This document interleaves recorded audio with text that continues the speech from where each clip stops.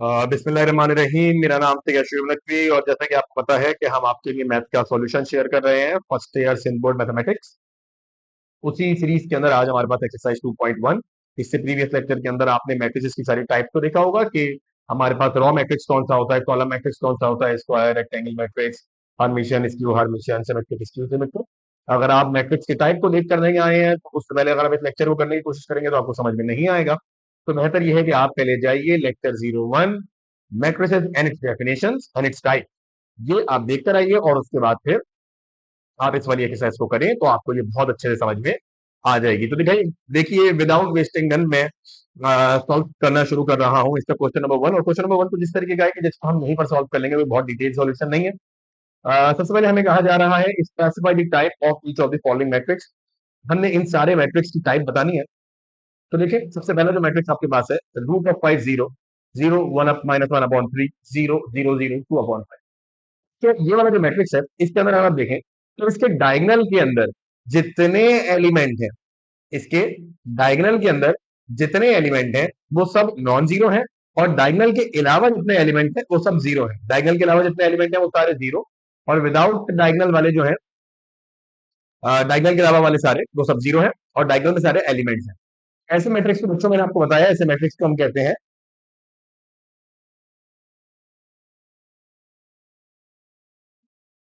Diagonal matrix. क्या कहते हैं? Diagonal matrix. अच्छा, मैं चाहूंगा कि इसको मैं इस तरीके से लिखूं कि हम हर किसी का नाम प्लेस कर पाए इजी। तो ये वाला मैट्रिक्स कहलाता है बच्चों डायगोनल मैट्रिक्स। तो डायगोनल मैट्रिक्स कौन सा होता है जिससे सिर्फ डायगोनल के अंदर वैल्यू होती है और बाकी सारी वैल्यू जीरो होती है। इसके बाद आइए आप दूसरे वाले में साफ नजर आ रहा है कि इसके अंदर सिर्फ कॉलम के अंदर वैल्यूज है और कॉलम एक ही है। तो मैंने आपको बताया था एक ऐसा मैट्रिक्स जिसके कॉलम के अंदर ही वैल्यूज हो और कॉलम एक ही हो तो ऐसा मैट्रिक्स कहलाता है कॉलम मैट्रिक्स।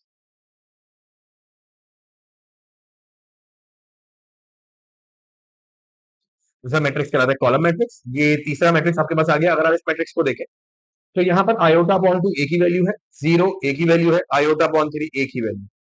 तो इसके सिर्फ रॉ के अंदर वैल्यू है, तीन वैल्यूज है रॉ में और कॉलम एक से ज्यादा। तो ऐसा मैट्रिक्स जिसके अंदर एक ही कॉलम हो उसको तो बच्चों हम कॉलम मैट्रिक्स कहते हैं। लेकिन ऐसा मैट्रिक्स जिसके अंदर नंबर ऑफ रॉ एक ही हो इसको हम रॉ मैट्रिक्स कहते हैं। क्या कहते हैं?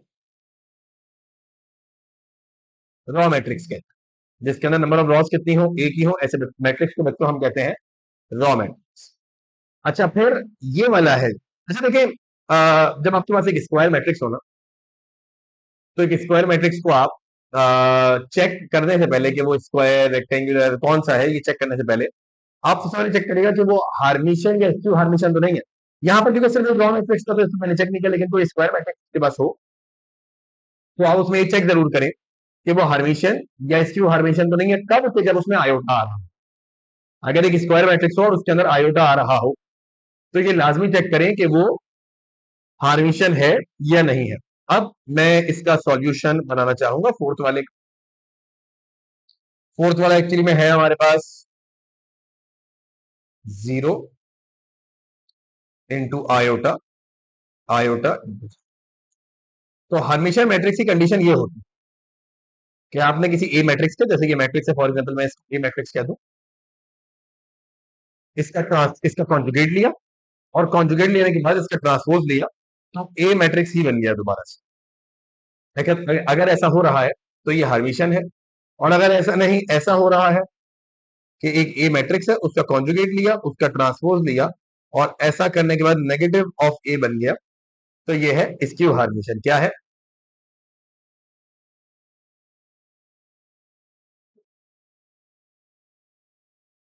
ये है स्क्यू हार्मिशियन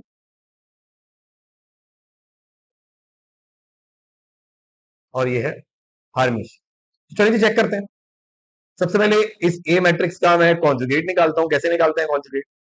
कि जितनी इमेजनरी वैल्यूज होती है उनके साइन चेंज कर देते हैं। जैसे आयोटा है, आयोटा को कर दें माइनस आयोटा, फिर आयोटा को कर दें आप माइनस आयोटा,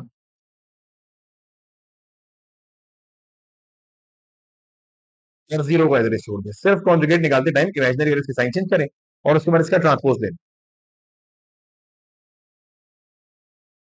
जब इसका ट्रांसपोज लेंगे तो ट्रांसपोज किस तरीके से लिया जाता है कि जीरो माइनस आयोटा को आप रॉ बना दें और माइनस आयोटा जीरो को भी आप रॉ बना दें। अब ऐसा करने से आप देखें तो आपका एक्चुअल क्वेश्चन ये था, जीरो आयोटा आयोटा जीरो, और ये है जीरो माइनस आयोटा जीरो। तो ये और ये सेम तो नहीं है। हर्मिशन की कंडीशन क्या है कि कॉन्जुगेट के बाद ट्रांसपोज के बाद वही मैट्रिक्स बन जाए जो सवाल में दिया हुआ था, तो ये वो तो नहीं बना। तो इसका मतलब ये बल्कि उसका नेगेटिव बन गया। देखो जीरो को तो छोड़ दो, जीरो का तो साइन दिखना ही नहीं है। आयोटा देखो, जहां जहां यहाँ आयोटा था वहां वहां माइनस आयोटा, यानी जितनी वैल्यूज थी उन सबके साइन चेंज हो गए, यानी वो नेगेटिव का ए बन गया। अगर ऐसा हो जाए तो बच्चों मैट्रिक्स होता है स्क्यू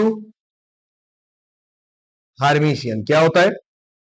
स्क्यू हार्मिशियन। तो हमें समझ में आया कि इसके जो फोर्थ पार्ट के अंदर में मैट्रिक्स दिया गया है वो एक्चुअली में क्या है, वो है स्क्यू हार्मिशियन। आओ मैं इसके फिफ्थ पार्ट की बात करूं। फिफ्थ पार्ट है 1 0 0 0 0 1 0 0 0 0 1 0 एंड 0 0 0 1।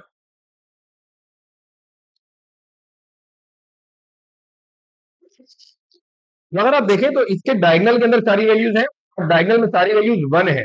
तो मैंने आपको बताया था कि एक ऐसा डायगनल मैट्रिक्स कि जिसके डायगनल में सारी वैल्यूज 1 हो, ऐसा डायगनल मैट्रिक्स यूनिट या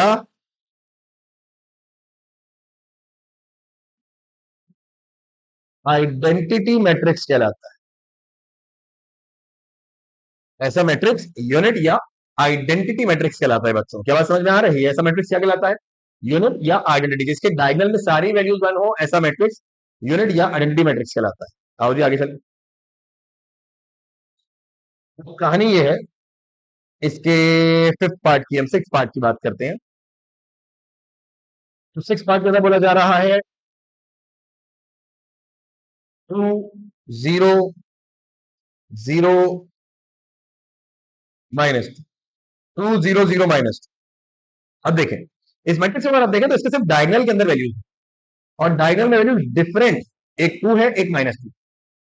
अगर डायगनल में दोनों वैल्यूज सेम होती तो ये स्केलर मैट्रिक्स बन जाता, लेकिन क्योंकि डायगनल के अंदर दोनों वैल्यूज डिफरेंट है तो ये डायगनल मैट्रिक्स ही कहलाएगा। क्या कहलाएगा?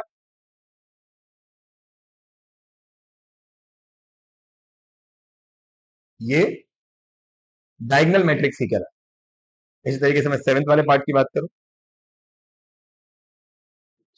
तो सेवेंथ वाला पार्ट क्या कह रहा है, देखें सेवेंथ वाले पार्ट। √7 0 0 0 √7 0 एंड 0 0 √7। अगर आप इस मैट्रिक्स को देखें तो इस मैट्रिक्स में आपको दिखाई देगा कि इसके सिर्फ डायगनल के अंदर वैल्यूज हैं और बाकी सारी वैल्यूज जीरो है। इसके सिर्फ डायगनल के अंदर वैल्यूज हैं और बाकी सारी वैल्यूज जीरो है। लेकिन अगर एक बात और नोट करें, अगर इसके डायगनल के अंदर सारी वैल्यूज डिफरेंट होती, मैं कहता है डायगनल मैट्रिक्स। लेकिन अगर आप नोट करें तो इसके डायगनल के अंदर सारी वैल्यूज सेम है। कैसे ही है? क्या आपको दिख रहा है कि इसके डायगनल के अंदर सारी वैल्यू सेम है? अगर डायगनल के अंदर मौजूद सारी वैल्यू सेम हो तो बेटा ऐसे मैट्रिक्स को हम कहते हैं स्केलर मैट्रिक्स। क्या कहते हैं?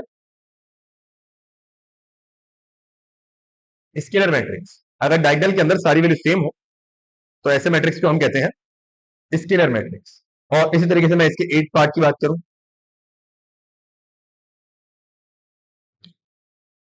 तो 8 पार्ट है 0 आयोटा 2 आयोटा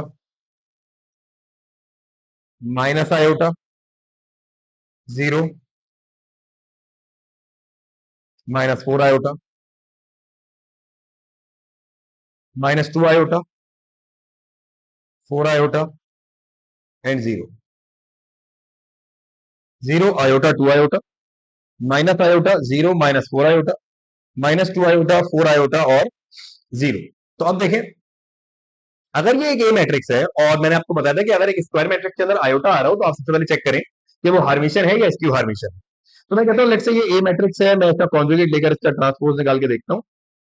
अगर यही मैट्रिक्स बन गया तो फिर इसका मतलब है कि ये हार्मिशन है, अदरवाइज स्क्यू हार्मिशन।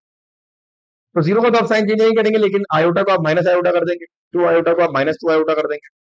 माइनस आयोटा को आप आयोटा कर देंगे, जीरो को आप जीरो ही छोड़ देंगे। माइनस फोर आयोटा को आप प्लस फोर आयोटा कर देंगे, माइनस टू आयोटा को आप प्लस टू आयोटा कर देंगे, फोर आयोटा को आप माइनस फोर आयोटा कर देंगे और जीरो को आप एवरेज। इसके बाद क्या करेंगे? इसके बाद आप इसका ट्रांसपोज लेंगे। ये ए का कॉन्जुगेट आ रखा है, ए के कॉन्जुगेट का आप क्या ले रहे हैं? ए के कॉन्जुगेट का आप ट्रांसपोज ले लेंगे, यानी zero minus iota minus two iota became zero minus iota minus two iota, iota zero four iota became iota zero four iota, और two iota minus four iota और जीरो। ये मैंने ट्रांसपोज भी ले लिया, मैंने कॉन्जुगेट लिया, मैंने ट्रांसपोज लिया। इसके बाद अगर मैं इसको सवाल से कंपेयर करूं, तो आप सवाल देखिए, सवाल का कॉलम था zero minus iota minus two iota, वही है। आयोटा जीरो फोर आयोटा वही है, टू माइनस फोर आयोटा, यानी इसका मतलब ये हुआ कि कंडीशन कुछ ऐसी बनी कि ए का जो कॉन्जुगेट था उसका जो ट्रांसपोज था वो एक्चुअली में ए के ही बराबर आ गया। तो बेटा मैंने आपको बताया था कि ये कंडीशन होती है हार्मिशियन मैट्रिक्स की। किसकी होती है?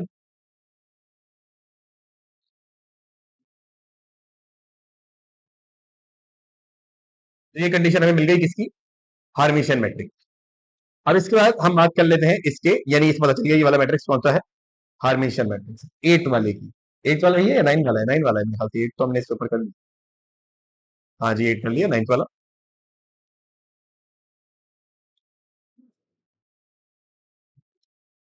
नाइन्थ वाला भी एक स्क्वायर मैट्रिक्स है विद कॉम्प्लेक्स वैल्यूज। तो हम इस पे क्या करके देखेंगे? हम इसका कॉन्जुगेट वगैरह निकाल के देखेंगे कि ये हार्मिशियन है या नहीं है। फाइव आयोटा थ्री और साथ में seven iota,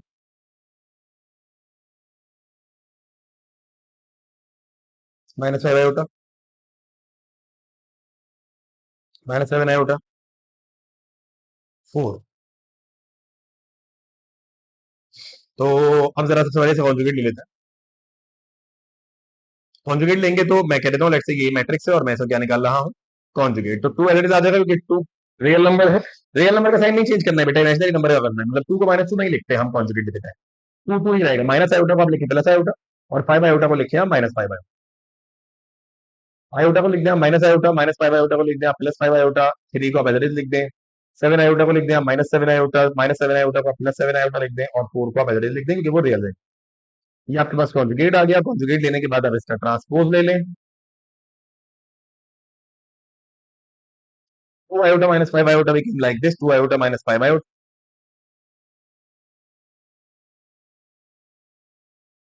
two iota minus five iota, minus iota three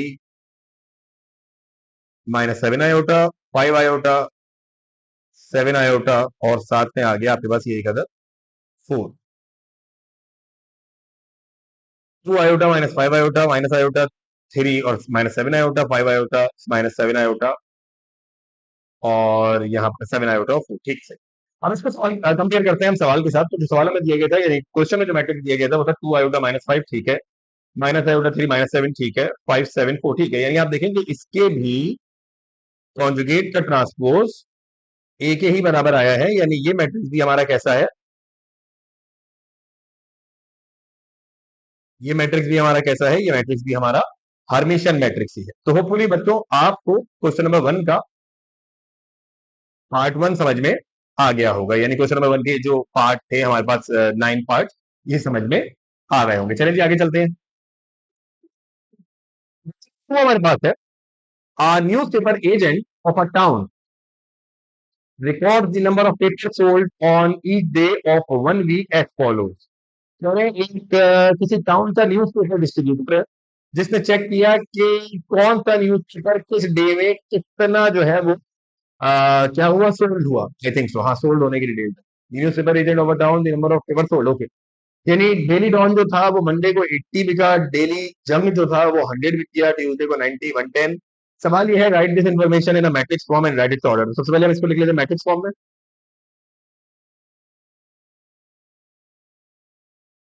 तो इसकी मैट्रिक्स फॉर्म क्या होगी? इसकी मैट्रिक्स फॉर्म होगी 80 90 100 95 85। अच्छा, ये तो पूरा नहीं आया, तो हम इसको थोड़ा छोटा करके लिख लेते हैं कि यहाँ पूरा आ जाए। तो 80, 90, 100, 95, 85, 75 और 70, और दूसरी रो होगी 100, 110, 90, 95, 105, 85 और 80। ये हमने इसको लिख लिया मैट्रिक्स फॉर्म के अंदर, और फिर हमें कह रहे हैं कि इसका ऑर्डर बताएं। तो ऑर्डर बताना बहुत सारे, भाई कितनी रॉज है, एक दो रॉज है, और कितने कॉलम है, 1 2 3 4 5 6 7।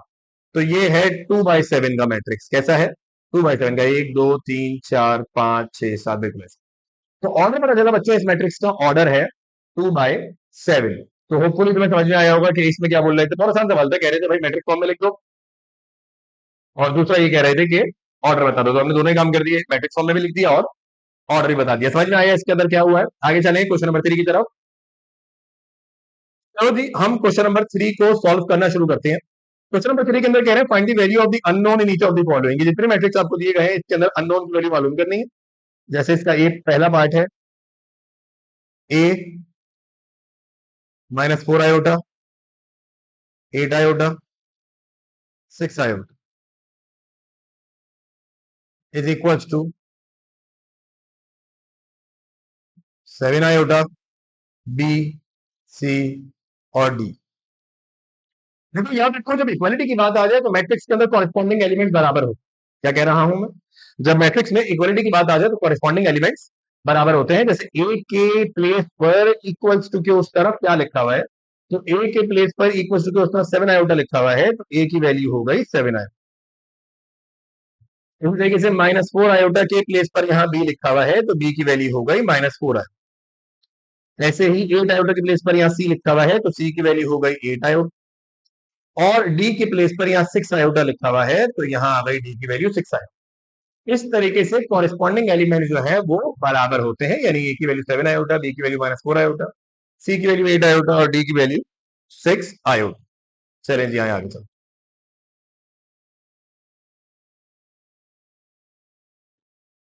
बी पार्ट के अंदर इसके कह रहे हैं, इसका जो दूसरा मैट्रिक्स है, मेरे पास बुक यहाँ खुली हुई है सामने, आप भी बेहतर है कि बुक खोल के बैठे। 2a and b -3 9c 50 -1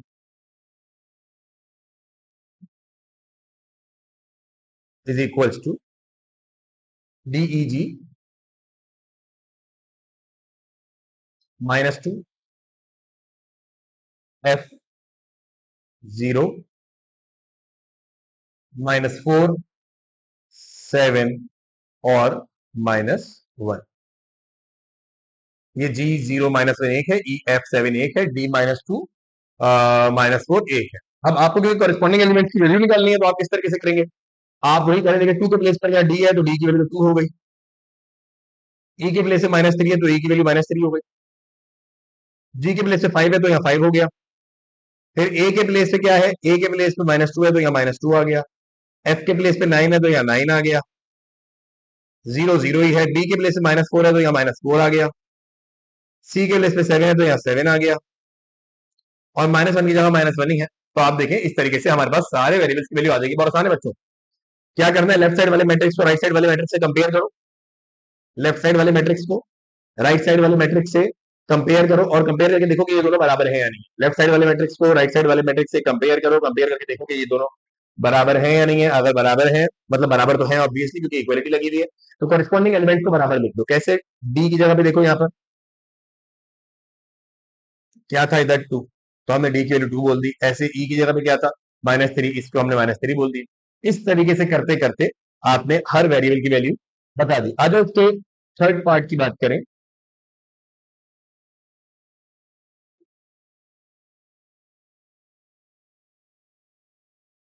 तो थर्ड पार्ट कह रहा है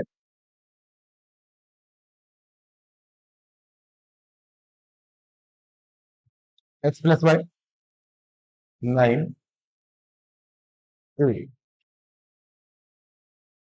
0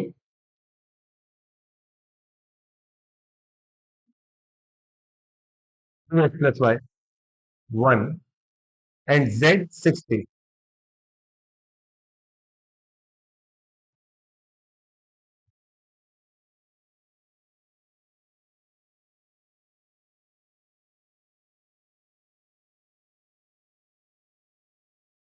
Z63 तो बराबर है ये 9, सॉरी 3, 9 और y अपॉन 2।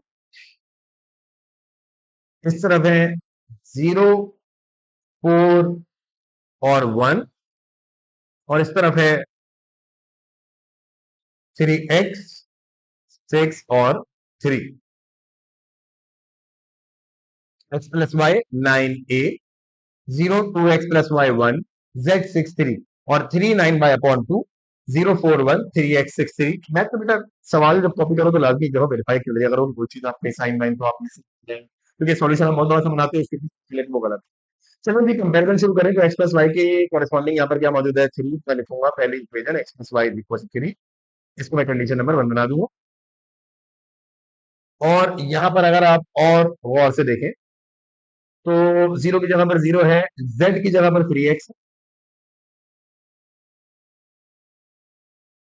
तो मैंने इसको कंडीशन 2 बना दिया।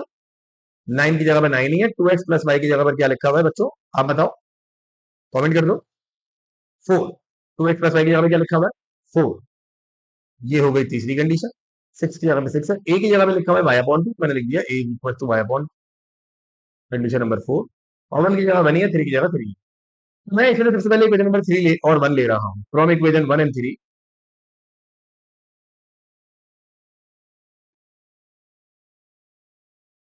From equation 1 and 3 x plus y is equal to 3 and 2x plus y is equal to 4। x plus y is equal to 3 and 2x plus y is equal to 4। मैं subtract कर रहा हूं, subtract equation 3 from equation 1।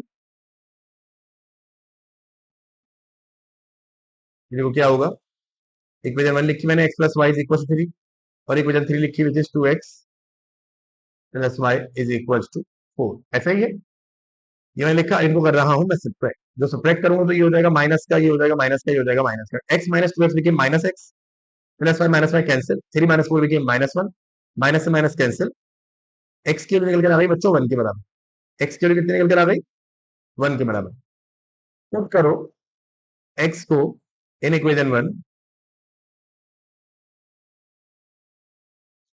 Equation 1 थी x plus y is equal to 3, x की value 1 आ गई, 1 plus y is equal to 3 and y is equal to 3 minus 1 लिखेंगे, ये 3 माइनस 1 यहाँ, ये प्लस 1 यहाँ पर आके माइनस का 1 हो जाएगा, और y इज इक्वल टू 2। ठीक, और क्या इक्वेशन थी जरा देखें हम, z is equal to 3x, तो x in equation number 2,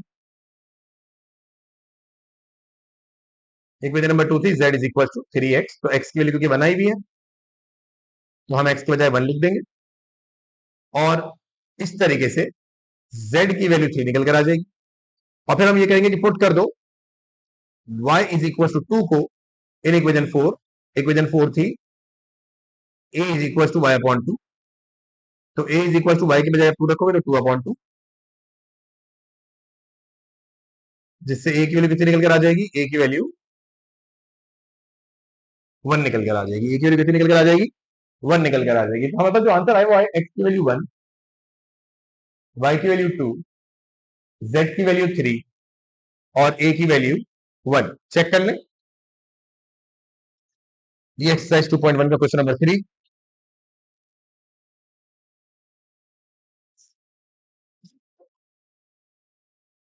1 x1, बिल्कुल ठीक है, y2 z3, बिल्कुल ठीक है, सही है, ये आंसर आ गया आपके पास। मतलब समझ में आपको क्या हुआ इसके अंदर। अब हम चलते हैं ऐसे क्वेश्चन नंबर 4 की तरफ, आ जाओ। हाँ जी, आ जाए, सॉल्व करना शुरू करते हैं क्वेश्चन नंबर 4 को। मतलब क्वेश्चन नंबर 4 बहुत आसान है, कहते हैं आपको find the transpose of each of the following matrix. Find the transpose of each of the following matrix, आपको सिर्फ ट्रांसपोज मालूम करना है। देखो पहला मैट्रिक्स दिया गया है -4 3 6, तो मतलब ट्रांसपोज में करते क्या है, कॉलम को रॉ को कॉलम बना के लिख देते हैं, या आप ऐसा कह लें कि रॉ बना के लिख देते हैं। तो मैं कह रहा हूं कि हम करेंगे ये कि हम रॉ को कॉलम बना के लिखेंगे, तो रॉ जो है वो है -436, हम इसको कैसे लिख देंगे? -436। अब मैं हर एक का सवाल नहीं लिख रहा, सवाल आपके सामने ऊपर लिखा हुआ है, मैं डायरेक्ट इसका ट्रांसपोज लिखता जा रहा हूँ। दूसरा मैट्रिक्स क्या है? 2 आयोटा 5 आयोटा माइनस 3 आयोटा, मैं इसका कॉलम बनाऊंगा कैसे? 2 iota 5 iota minus 3 iota, raw को कॉलम में लिख दिया। दूसरी रॉ क्या है? 0 -6 आयोटा 2 आयोटा, ये इसका आंसर हो जाएगा। ऐसे ही इसके तीसरे पार्ट की बात कर लें, तो तीसरे पार्ट में क्या कह रहे हैं? तीसरे पार्ट में आपको एक कॉलम दिया गया है, तो आप उसको क्या बना दें? क्योंकि एक कॉलम दिया गया है तो आप उसको रॉ बना दें, यानी 8 3 -4 कॉलम में आप उसको लिख दें रॉ में, ये हो जाएगा। अगला क्या है? अगला देखिए, आपको कॉलम दिए गए हैं, आप उसको रॉ बना दें। कैसे? रॉ को कॉलम या कॉलम को रॉ कर सकते हैं आप। जैसे फॉर एग्जाम्पल ये रॉ है, या मैं चले आपके लिए एक रूल सेट करता हूँ कि आप हर बार रॉ को कॉलम बना लें। तो रॉ क्या है? -2 आयोटा, आप इसको कॉलम में लिख दें, -2 आयोटा और ये वाला आयोटा, देखो -2 आयोटा आयोटा रॉ में था, मैंने कॉलम में लिख दिया। 5 आयोटा और 7 आयोटा रॉ में था, मैंने कॉलम में लिख दिया। 2 आयोटा और -5 आयोटा रॉ में था, मैंने कॉलम में लिख दिया। इसके बाद फिफ्थ वाले की अगर हम बात करें, तो फिफ्थ वाला है -8730, तो मैं इसको ऐसे लिख लूंगा -87 और 3 और ये 0। और सिक्स वाले की बात करेंगे तो हम ये हो जाएगा, रॉ को कॉलम बनाओ, -7 -10 -8, तो ये ऐसे आ जाएगा -7 -10 और 8, -7 -10 और 8, 4 5 और 9 और -1 2 और 3। ठीक है जी, यही होगा। क्या इतनी बात समझ में आती है? ये हमने सारे मैट्रिक्स के ट्रांसपोज बना के लिख दिए। बच्चे वाला सवाल बहुत आसान था, तो मैंने इस पे सवाल बार बार नहीं लिखे, सवाल ऊपर आपके सामने सारे लिखे हुए थे, मैंने सबका ट्रांसपोज डायरेक्ट लेके लिख दिया। एक बार क्रॉस चेक कर ले, -7 -10 8 4 5 9 और -1 2 और 3 की। ठीक है जी, यही हमने किया है। आ जाए, इसके चलते हैं हम क्वेश्चन नंबर 5 की तरफ। अच्छा जी, देखो क्वेश्चन नंबर 5 क्या कह रहा है। क्वेश्चन नंबर 5 कह रहा है write down in tabular form, write down in tabular form. बच्चों क्या मतलब है इसका? देखो, ए आई जे 2, 3। बेटा ये आई जे जो है ना, आई जो है वो रॉ काउंट है, और जे जो है वो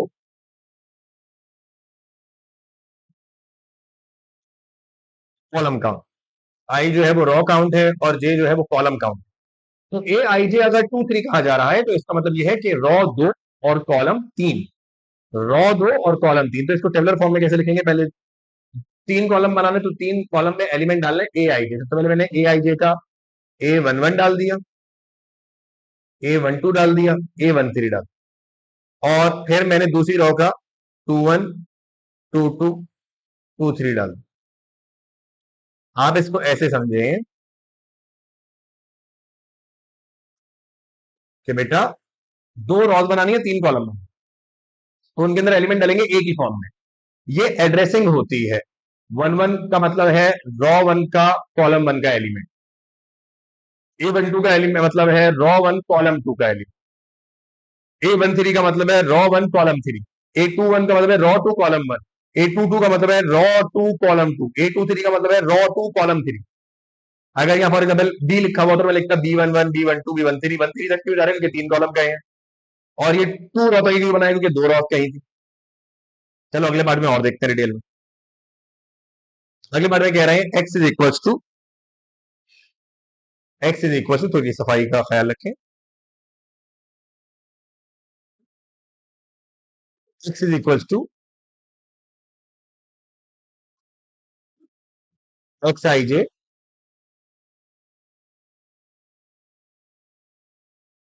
3, 4। तो अब हम किस तरीके से करेंगे इसको? देखो, इसका मतलब क्या है? कितनी रॉज? 3 रॉज। कितने कॉलम? 4 कॉलम। 3 rows 4 column. बेटा देखो, 3 रॉज बनानी है और 4 कॉलम, तो मैंने ये 3 रॉज के लिए आपसे एक मैट्रिक्स बनाया। इसका पहला एलिमेंट में डालूंगा 1 1 और जाऊंगा कहां तक? 4 तक। क्यों 4 तक सर? भाई 4 कॉलम बनाने हैं ना, X12 X13 X14, 4 कॉलम बनाना है क्योंकि, और 3 रॉज तक जाना, यानी आखिरी एलिमेंट तुम्हारा इसी एड्रेस का बनेगा, 3 4 2 1 2 2 2 3 2 4। फिर ये आएगा तीसरी और 3 1 3 2 3 3 3 4। 11 12 13 14 21 22 23 24 31 32 34 देखो आखिरी एलिमेंट में बोला था यही आएगा, जो इसका काउंटर है 3 4 पर ही आखिरी एलिमेंट, 3 रॉस 4 कॉल। इसके बाद तीसरा पार्ट क्या है इसका? तीसरा पार्ट है इसका B I K, matrix B is equal to, इसको कह दो मैट्रिक्स एक्स, बिल्कुल ऐसे ही कहा हुआ है, बी इज इक्वल टू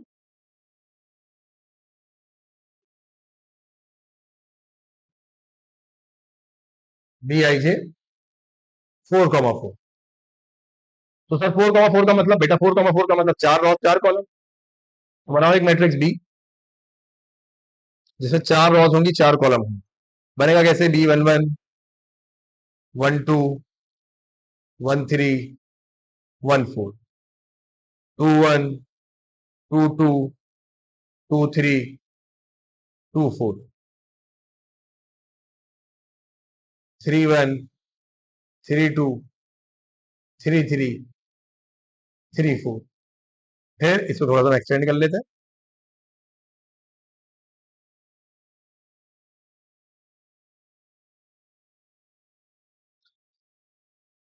41 42 43 और 4, ये देखो बन गया। मैंने बोला था ना आखिरी एलिमेंट वही बनेगा जो आपका यहां पर नंबर दिया गया होगा। तो 4 4 तक का हमने मैट्रिक्स बना लिया। तो होपफुली बेटा आपको समझ में आया होगा कि इस सवाल के अंदर क्या कहा जा रहा है और ये किस तरीके से सॉल्व होगा। चलिए विदाउट वेस्टिंग हम चलते हैं अगले सवाल की तरफ, और अगला सवाल है हमारा क्वेश्चन नंबर कौन सा होगा? 6। चलिए सॉल्व करते हैं। तो सॉल्व करना शुरू करते हैं हम क्वेश्चन नंबर 6। क्वेश्चन नंबर 6 के अंदर क्या कहा जा रहा है? Which of the following are symmetric और स्क्यू सिमेट्रिक मैट्रिक। बच्चों ये बताना है कि इनमें से कौन सा मैट्रिक सिमेट्रिक है और कौन सा स्क्यू सिमेट्रिक है। मैं पहला मैट्रिक बता देता हूं। पहला मैट्रिक्स है 0 -5 -6, दूसरा है 5 0 और 7, और तीसरा है 6 -7 और 0। तो सबसे पहले मैं इसका देखो सिमेट्रिक पता कैसे चलता है कि अगर एक मैट्रिक्स है, बहुत सिंपल तरीका है, अगर ए मैट्रिक्स है तो उसका ट्रांसपोज लेके देख लो। अगर ए मैट्रिक्स का ट्रांसपोज ए ही आ जाए तो मैं क्या सिमेट्रिक। तो सबसे पहले मैं इसका ट्रांसपोज लेता हूं। जब मैं इसका ट्रांसपोज लूंगा तो 0 -5 6 जो रॉ है वो बन जाएगा कॉलम, और 5 0 7 जो रॉ है वो बन जाएगा कॉलम, और 6 -7 जो रॉ है वो बन जाएगा कॉलम। ट्रांसपोज लेकर मैट्रिक्स को कंपेयर करो तो 0, जहां -5 का +5 आ गया, जब -6 का +6 आ गया, जब +5 का -5 आ गया। 0 का कोई साइन नहीं होता, 7 था -7 आ गया, 6 था -6 आ गया, -7 था +7 आ गया, और 0 आ गया। इसका मतलब यह है कि कंडीशन ये वाली ट्रू हुई है, that A matrix transpose negative of A के बराबर आया। और आपको पता है कि अगर ए मैट्रिक्स का ट्रांसपोज नेगेटिव ऑफ ए के बराबर आए तो ये मैट्रिक्स सिमेट्रिक कहलाता है, स्क्यू सिमेट्रिक कहलाता है। क्या कहलाता है? Skew symmetric matrix. अगर ये ए के ही बराबर आ जाए तो ये सिमेट्रिक कहलाता है, क्योंकि ए के बराबर नहीं आया बल्कि उसके नेगेटिव के बराबर आया, तो स्क्यू सिमेट्रिक। आओ जी इसके सेकंड पार्ट, इसके मैं सारे पार्ट आपको नहीं कराऊंगा, इसके 3 कराऊंगा, बाकी आप खुद करें। बहुत आसान सवाल है। 7 5 8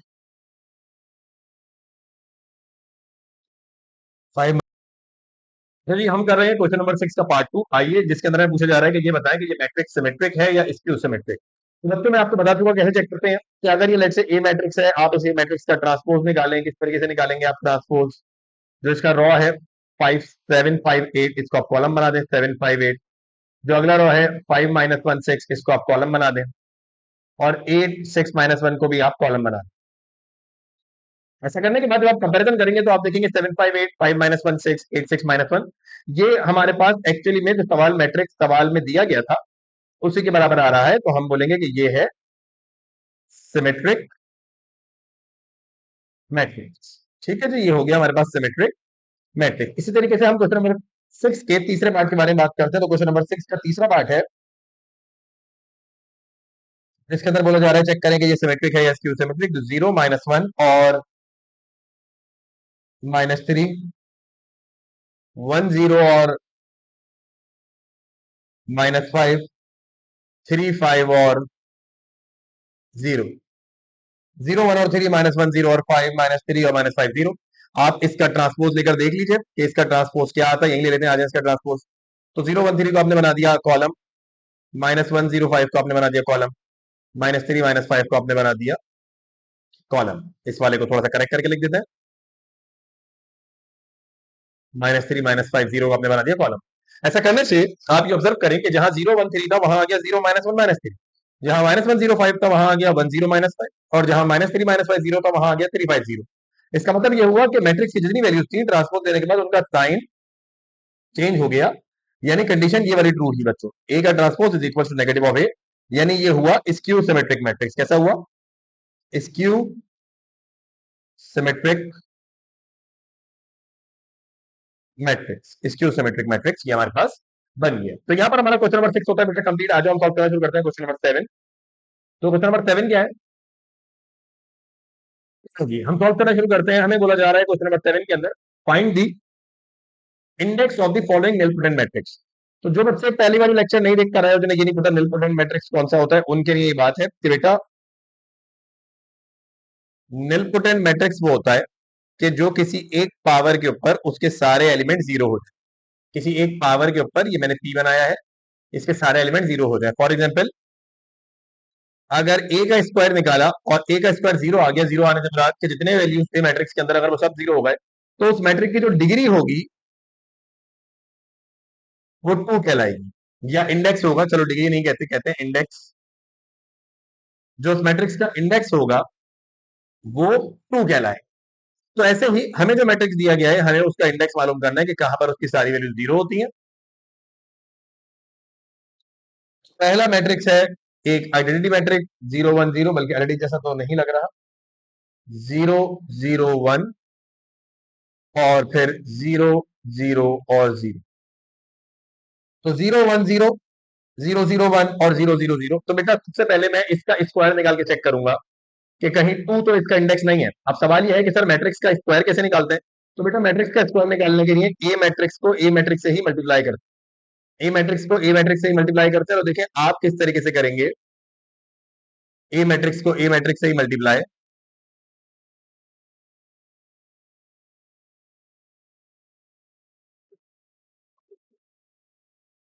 0 1 0, 0 0 1 और 0 0 0 को मल्टीप्लाई करना है 0 1 0,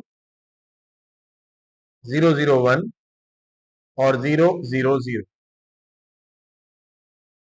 ये वन है ना, तो इसको थोड़ा बेहतर तरीके से बना दूं ताकि समझ में आ जाए। अच्छा जी, मल्टीप्लाई किस तरीके से करते हैं बेटा मैट्रिक्स के अंदर, ये समझ लें आप। अगर किसी को मैट्रिक्स की मल्टीप्लिकेशन नहीं आती और गालिबन आप चैप्टर 2 पढ़ रहे हैं, वैसे तो मैट्रिक्स के अंदर आपने पढ़ा होगा किसको, मैट्रिसेस को, तो उसके अंदर आपने मल्टीप्लिकेशन सीखी होगी। यहाँ पर देखें मल्टीप्लिकेशन किस तरीके से होती है मैट्रिक्स के अंदर। मल्टीप्लिकेशन एक कॉम्प्लिकेटेड वर्क है मैट्रिक्स के अंदर। किस तरीके से किया जाता है मैट्रिक्स मल्टीप्लिकेशन के लिए? हम रॉ को कॉलम से मल्टीप्लाई करते हैं बेटा। क्या करते हैं? रॉ कॉलम से मल्टीप्लाई। किस तरीके से? रॉ के पहले एलिमेंट को कॉलम के पहले एलिमेंट से, रॉ के दूसरे एलिमेंट को कॉलम के दूसरे एलिमेंट से, और रॉ के तीसरे एलिमेंट को कॉलम के तीसरे एलिमेंट। इनको मल्टीप्लाई अगर तीन मिल जाएंगे, उनको हमने ऐड करना है और यहां पर एक पहली वैल्यू बन जाएगी। फिर वही रॉ जिसको पहले कॉलम वन से मल्टीप्लाई किया, उसी रॉ को आप कॉलम टू से मल्टीप्लाई करेंगे, यहां एक और वैल्यू बन जाएगी। फिर वही रॉ कॉलम थ्री से मल्टीप्लाई होगी, यहां एक और वैल्यू बन जाएगी। ऐसे ही दूसरी रॉ पहले कॉलम से, दूसरी रॉ दूसरे कॉलम से, दूसरी रॉ तीसरे कॉलम से, और फिर तीसरी रॉ पहले कॉलम से, तीसरी रॉ दूसरे कॉलम से, और तीसरी रॉ तीसरे कॉलम से मल्टीप्लाई। तो मल्टीप्लाई करना शुरू करें, किस तरीके से होगा? पहली रॉ का पहला एलिमेंट कॉलम के पहले एलिमेंट। तो बेटा 0 0 का 0, तो यहां आ गया 0, प्लस दूसरा एलिमेंट दूसरे एलिमेंट से, तो ये 1 है, ये 0 है, 1 0 का 0 और 0 0 का 0। तो ये मैंने कर दिया पहली रॉ को पहले कॉलम से मल्टीप्लाई। अब मैं कह रहा हूं पहली रॉ को दूसरे कॉलम से मल्टीप्लाई, तो 0 1 का 0, 1 0 का कौन सा 1 0 से मल्टीप्लाई हो रहा है? ये वाला 1 इस वाले 0 से मल्टीप्लाई हो रहा है, यानी रॉ का दूसरा एलिमेंट कॉलम के दूसरे एलिमेंट से, और फिर रॉ का तीसरा एलिमेंट कॉलम के तीसरे एलिमेंट से, तो 0 0 का 0। फिर वही रॉ है लेकिन अब कॉलम थ्री होगा, तो रॉ का पहला एलिमेंट कॉलम के पहले एलिमेंट से, 0 0 का 0। रॉ का तीसरा एलिमेंट कॉलम के दूसरे एलिमेंट से, 1 1 का 1, और रॉ का तीसरा एलिमेंट तीसरे एलिमेंट 0 0 का 0। ठीक। अब क्या करेंगे? अब आएगी सेकंड रॉ, इससे मल्टीप्लाई, तो 0 0 का 0, 0 0 का 0 और 1 0 का 0। होपफुली आपको समझ में आई। मैंने सेकंड रॉ को फर्स्ट कॉलम से किया, अब सेकंड रॉ को सेकंड कॉलम से कर, 0 1 का 0, फिर 0 0 का 0 और 1 0 का 0। फिर आगे मल्टीप्लाई करो, 0 0 का 0, 0 1 का 0 और 1 0 का 0। ये मैंने कर दिया सेकंड रॉ थर्ड कॉलम। अब मैं कह रहा हूँ थर्ड रॉ फर्स्ट कॉलम, तो थर्ड रॉ के भी सारे एलिमेंट 0 है, ये भी 0 है, तो 0 0 ही आएंगे एक बार। अगर फैक्टोरियल के सारे एलिमेंट जीरो है ना, तो आप किसी से मल्टीप्लाई करेंगे वो तीनों क्या आएंगे, जीरो। जीरो, इसमें मतलब दोबारा क्या करना चाहूंगा, जीरो जीरो। हाँ जी, ये तो आ रहा है। ए स्क्वायर पे जरा हम इसको चेक करें, क्या बना, ये बन गया जीरो, ये हो गया जीरो, ये हो गया जीरो, ये आ गया जीरो, ये आ गया जीरो, ये आ गया जीरो। ये zero, one plus zero became one, और यहाँ आ गया जीरो, यहाँ आ गया। कंडीशन क्या थी निलपोटेंट मैट्रिक्स की, कि बेटा सारी वैल्यूज मैंने चाहिए, लेकिन सारी वैल्यूज जीरो नहीं हुई। एक वैल्यू वन है, तो क्या करेंगे हम, इसके एक क्यूब की तरफ जाएंगे। यानी अब ये जो ए का स्क्वायर आया है, अब सवाल ये है कि सर ए का क्यूब निकालेंगे कैसे। तो बेटा बहुत आसान है, कि ये जो ए का स्क्वायर तुमने निकाला है, इसको ए से ही मल्टीप्लाई कर दो, तो तुम्हारे पास ए का क्यूब आ जाएगा। तो ए का स्क्वायर तुमने क्या निकाला है, zero zero zero, zero zero zero, और वन जीरो जीरो। इसको मल्टीप्लाई करो तुम ए मैट्रिक्स के साथ, तुम्हें सवाल में दिया गया था, वो था zero one zero, zero zero one, और जीरो जीरो जीरो।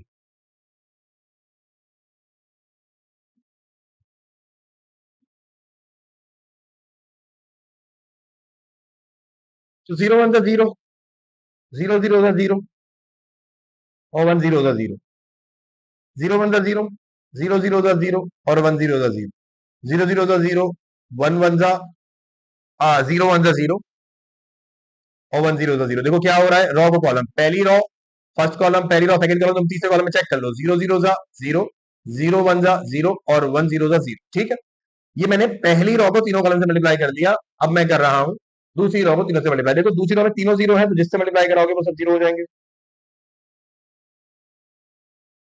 और तीसरी रॉ में भी अगर तुम देखो तो सब जीरो है, तो जिससे तुम मल्टीप्लाई कराओगे वो सब क्या हो जाएंगे, जीरो हो जाएंगे। ऐसा करने पर तुम्हें पता चला कि अब सारी वैल्यूज क्या हो गई, जीरो। तो यानी इस मैट्रिक्स का जो इंडेक्स निकल कर आ रहा है, वो आ रहा है कितना, थ्री। क्या आ रहा है इस मैट्रिक्स का इंडेक्स बेटा, इस मैट्रिक्स का इंडेक्स निकल कर आ रहा है थ्री। कैसे थ्री भाई, थ्री के ऊपर इसकी सारी वैल्यू जीरो हो गई, तो इस मैट्रिक्स का इंडेक्स है थ्री। अच्छा देखो, इसे तीन पार्ट है, दो हम करेंगे, एक तुम खुद करोगे। अब मैं करने लगा हूं इसका सेकंड पार्ट। सेकंड पार्ट में क्या कहा जा रहा है, सेकंड पार्ट है इसका one minus one one, one minus one और one, minus three,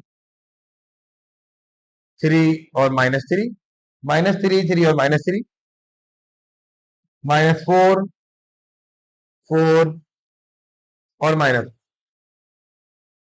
one, minus one one, minus three, three और minus three, minus four, four और माइनस वन। चलिए चेक करते हैं, सबसे पहले इसका स्क्वायर निकालेंगे। स्क्वायर निकालने के लिए क्या करेंगे बेटा, वही करेंगे, ए को ए से मल्टीप्लाई। तो ए के स्क्वायर के लिए आप इसी मैट्रिक्स को लिखें,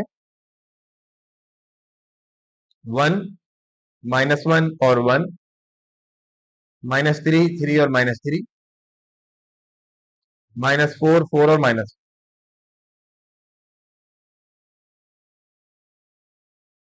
वन, माइनस वन और वन, माइनस थ्री, थ्री और माइनस थ्री, और ऐसे ही माइनस फोर, फोर और माइनस।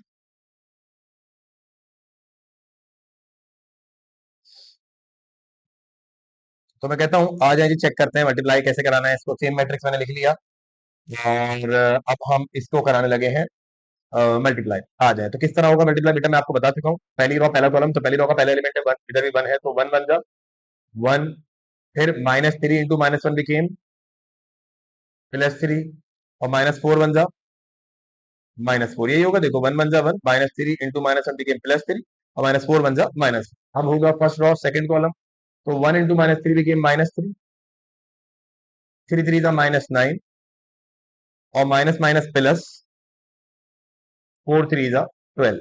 ठीक है जी, ये हो गया। अब फर्स्ट और थर्ड कॉलम, तो one into minus four became minus four, minus three into four became minus twelve, and minus minus plus, four four जा सिक्सटीन, फोर फोर जा हो गया सिक्सटीन। ये हो गई फर्स्ट रॉ तीनों कॉलम से मल्टीप्लाई। अब सेकंड रॉ तीनों कॉलम से मल्टीप्लाई, माइनस वन वन जा minus one, three into minus one became minus three, four into one became plus four. फिर second row first third, second row second column, minus one को minus three से multiply कराओगे plus three, three three जा nine, 4 3 जा -12 क्योंकि ये minus का 3 था। फिर सेकंड और थर्ड कॉलम -1 इंटू -4 बिकेम +4, 3 4 जा 12, 4 4 जा माइनस का 16। करो थर्ड जा फर्स्ट कॉलम 1 1 जा 1, -1 इंटू 3 बिकेम +3, ये हो जाएगा -4, 1 इंटू -3 बिकेम -3, -3 3 जा 9, -4 3 जा 12, -4 -12 +16।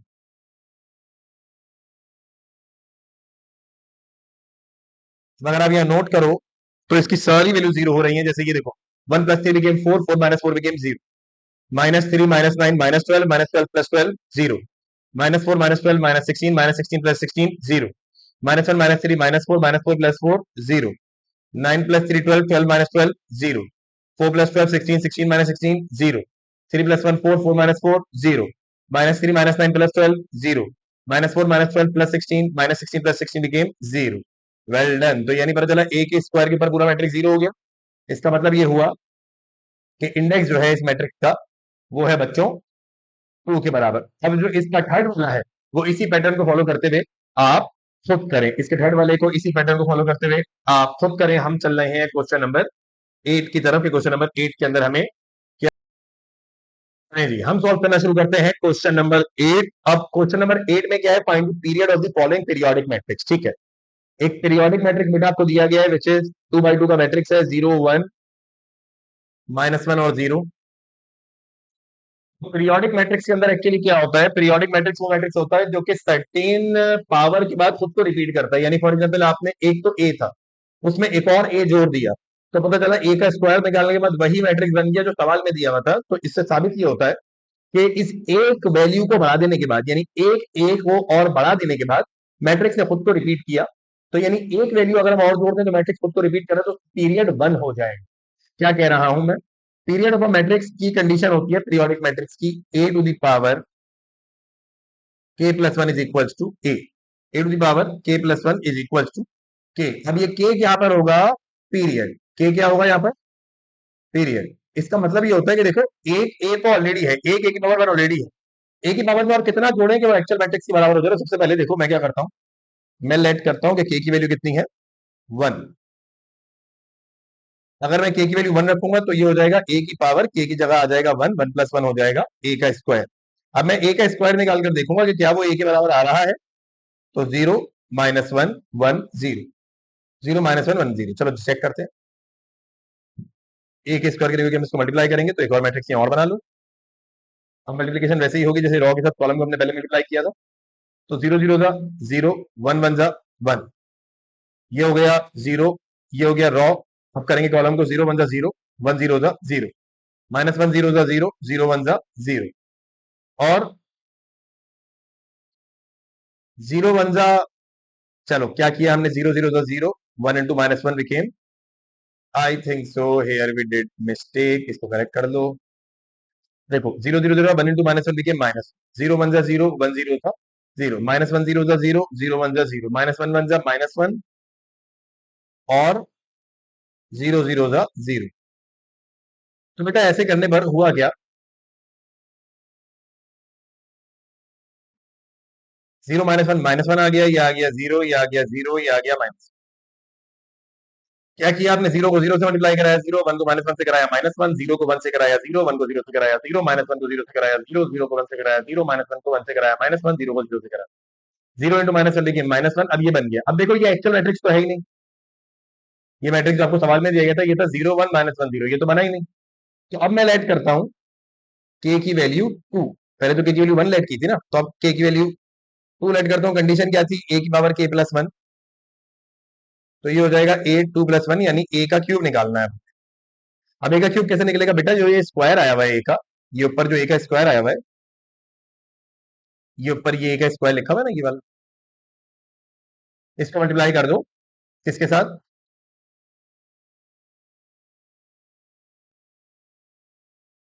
a के साथ ही। तो a था हमारे पास 0 -1 1 और 0। चलो जी करके देख लेते हैं। तो आप करेंगे -1 0 का, करते हैं साथ, -1 0 का 0, 0 1 जा 0, -1 1 जा -1, 0 0 जा 0, 0 0 जा 0, -1 into -1 became +1 and 0 1 जा 0, -1 0 जा 0। तो चलो जी चेक कर लें क्या बना A का क्यूब।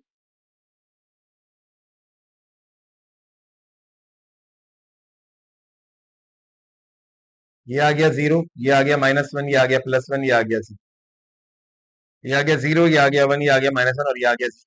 अब क्या ये सवाल था हमारा? नहीं, सवाल तो ये भी नहीं था। सवाल तो था 0 -1 1 0। तो फिर हमें आगे चलना चाहिए। हम लेट करेंगे अब के की वैल्यू 3।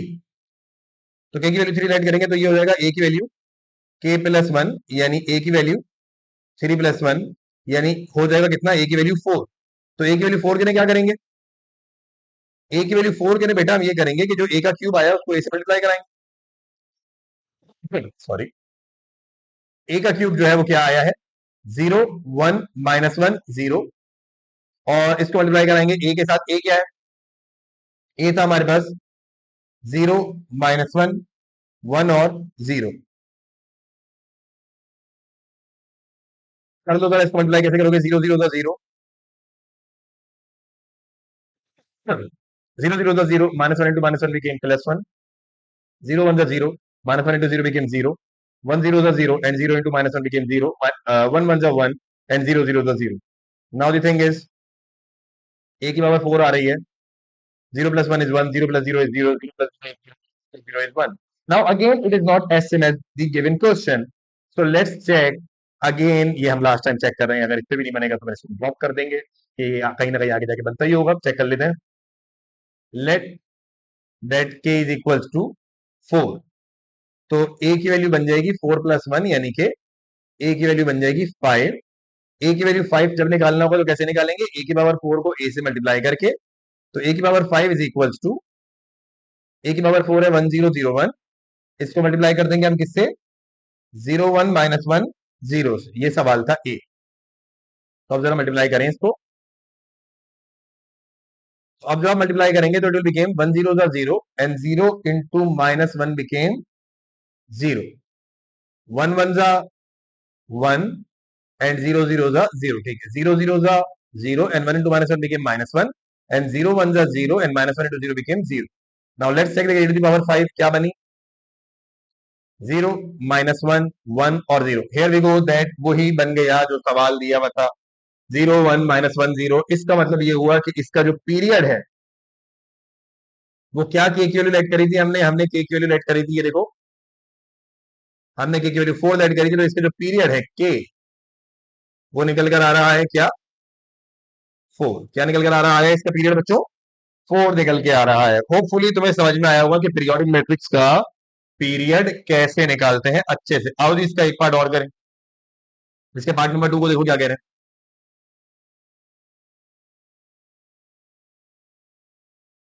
1 -3 2 -2 2 और 0, -6 9 और -3, 1 -3 2 -2 2 0 -6 9 -3। ठीक है जी। तो सबसे पहले हम क्या करेंगे पीरियड मालूम करने के लिए? हम बोलेंगे लेट कर लो के की वैल्यू 1 है। लेट करते हैं हम कि के की वैल्यू क्या है? 1। जब के की वैल्यू 1 होगी तो हम निकालेंगे ए की पावर k+1 यानी ए की पावर 1+1 यानी कि ए की पावर 2। और बेटा मैं आपको बता चुका, ए की पावर 2 यानी ए का स्क्वायर कैसे निकलेगा?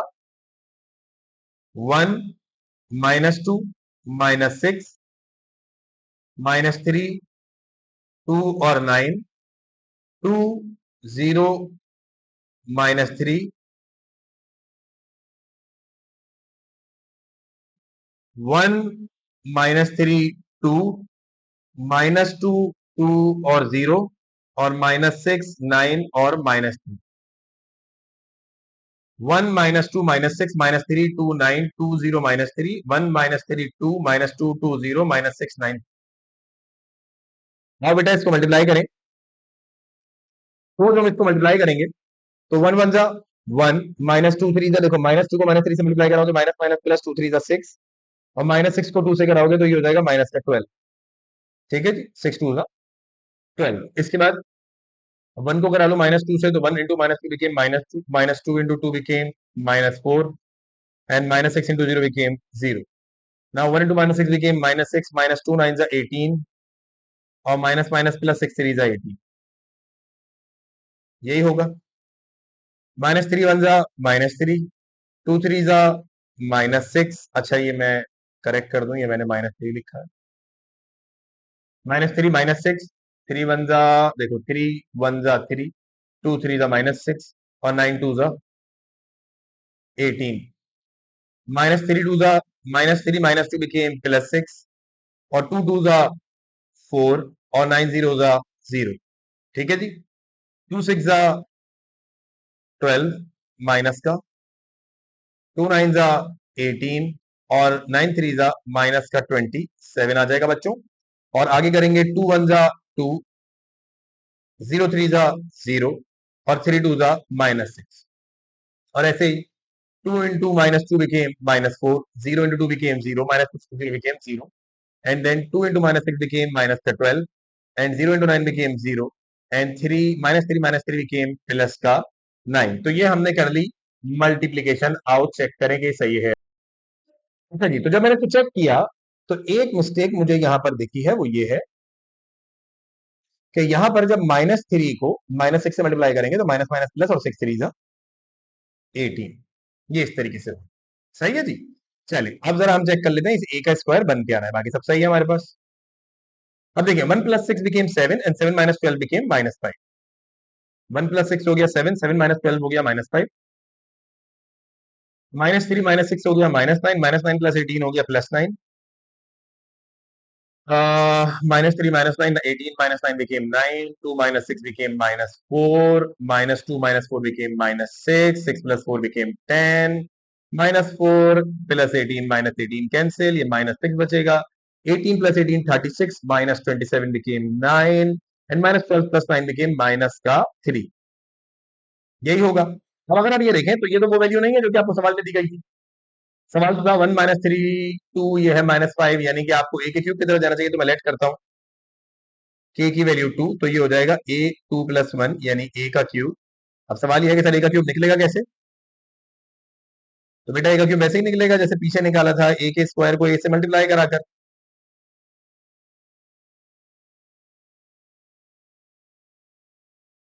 तो आ जाए जी. क्या है ए का स्क्वायर. ए का स्क्वायर है -5, 9, -4, -6, 10, -4, और -6, 9, -3 को मल्टीप्लाई कराना है किसके साथ. 1 -3 2 के साथ, 1 -3 2 के साथ, -2 2 और 0 के साथ, -6 9 और -3 के साथ.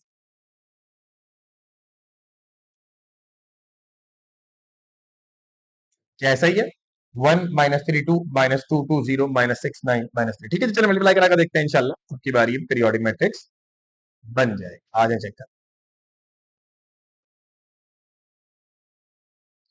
सबसे पहले -5 को 1 से मल्टीप्लाई करेंगे, इट विल बिकम -5. -6 को -3 से मल्टीप्लाई करेंगे तो माइनस माइनस प्लस, और 6 3 जा 18, और -6 को 2 से करेंगे तो माइनस. ठीक है. चलिए आगे चेक करते हैं. -5 को -2 से कराएंगे तो माइनस माइनस प्लस, 5 2 10, -6 को 2 से कराएंगे तो माइनस का 12, और -6 को 0 से कराएंगे तो इट विल बिकेम 0. -5 को -6 से कराएंगे तो माइनस माइनस प्लस, 6 3 जा 30, 6 को 9 से कराएंगे तो 6 9 जा 54, और -6 को इससे कराएंगे तो ये हो जाएगा प्लस का. अच्छा, ये 54 जो है ये बेटा माइनस का हो. ये 54 जो है वो कैसा होगा. माइनस का 54, और माइनस माइनस प्लस का, माइनस माइनस प्लस का क्या आ जाना चाहिए. 18 आ जाना चाहिए. ठीक है जी. तो यहाँ आ गया 6 3 जा 18. चले सेकंड नंबर आए. 9 1 जा 9, 10 3 जा -30, एंड 9 2 जा 18. 9 2 जा कितना हो जाएगा. 9 2 जा हो जाएगा 80. और 9 2 जा, अब आगे चले second row, third second column. 9 2 जा माइनस का 18, और 10 2 जा 20, और 9 0 जा 0. ठीक है जी. 9 6 जा हो जाएगा कितना. अब की बार अगर आप देखें तो 6 9 जा माइनस का 54,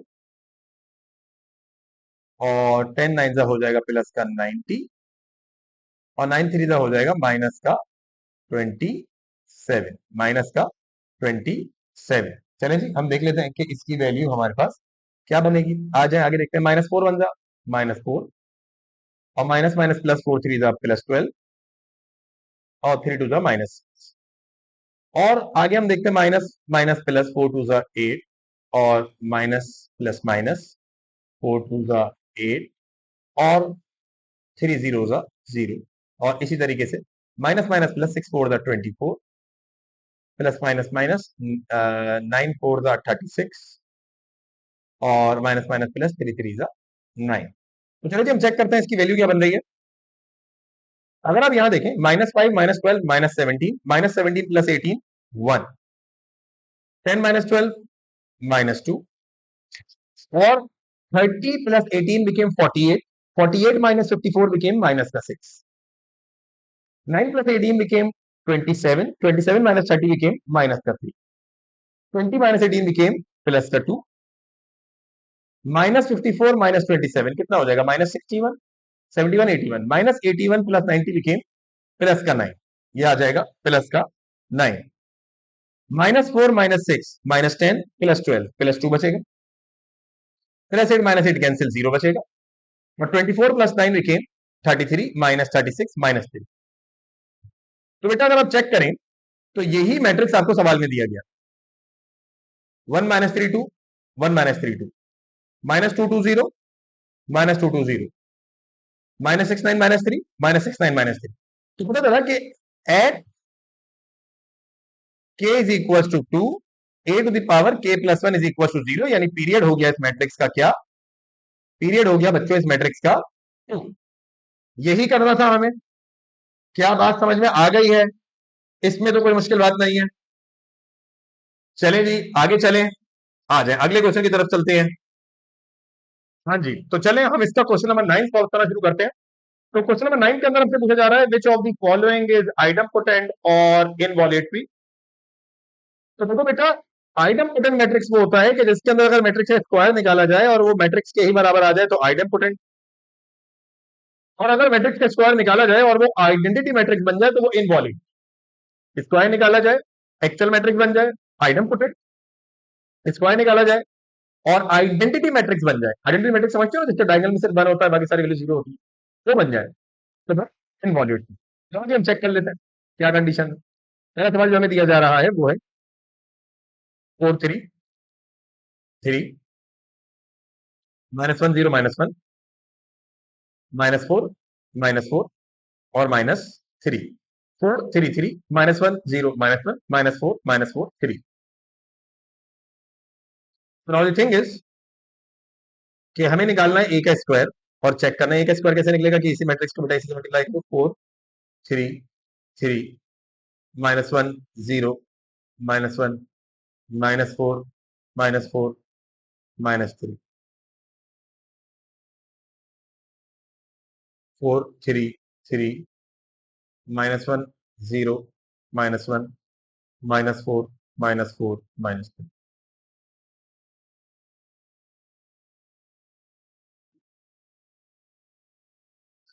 तो 4 16 3 1 3 और 4 3 -12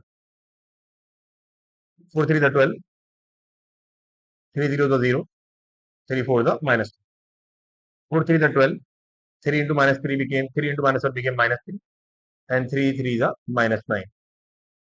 मैंने देखो किया क्या है फर्स्ट ड्रॉ तीनों कॉलम से करके देख लो 3 3 ये 3 4 3 12 3 0 0 3 4 -12 फिर 4 3 12 3 इंटू -1 बिकेम -3 और 3 इंटू -3 बिकेम -9। उसके बाद सेकंड ऑफ करो -1 इंटू 4 बिकेम -4 -1 को 4 से करो -4 फिर 0 को 1 से करो 0 और 1 को -4 से -1 को -4 से करो इट बिकेम प्लस।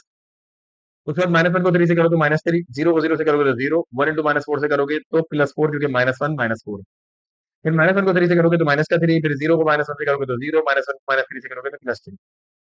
उसके बाद -4 को 4 से करोगे तो -16 4 को -1 से करोगे तो प्लस का 4 और -3 को 4 से करोगे तो माइनस माइनस प्लस का 12। ठीक है जी। उसके बाद माइनस फोर थ्री जा माइनस 12, माइनस फोर जीरो जा zero, minus minus plus four three जा 12, माइनस फोर थ्री जा 12, minus four one minus four became plus four, और minus minus plus three three जा 9,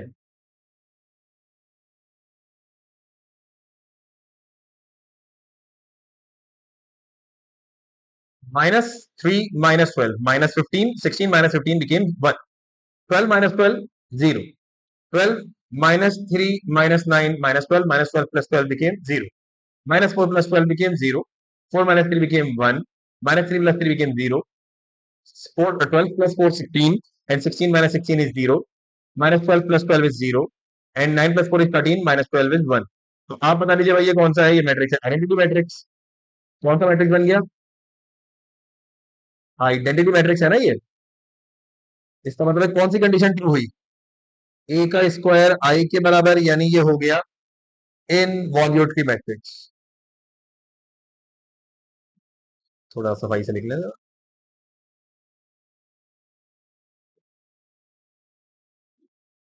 ये हो गया इन वॉल्यूटरी मैट्रिक्स, ठीक है जी। तो ये हो गया, एक सवाल इसका और करते हैं, ऐसे ही तीन पार्ट है, एक आप करिएगा और दो मैं आपको इसका थर्ड पार्ट करा रहा हूं, आप इसका सेकंड वाला खुद से करें। 2 माइनस 1 माइनस 2, 1 0 और माइनस 2, 1 माइनस 1 और minus 2, 1 1 minus 1 0 minus 1 minus 2 minus 2 minus. अब देखें जी, मैं निकालूंगा इस मैट्रिक्स का स्क्वायर, तो 2 1 और 1, माइनस 1 0 और माइनस 1, माइनस 2 माइनस 2 और माइनस 1 को मल्टीप्लाई कराऊंगा मैं, 2 1 और 1, माइनस 1 0 और माइनस 1, और माइनस 2 और minus 1।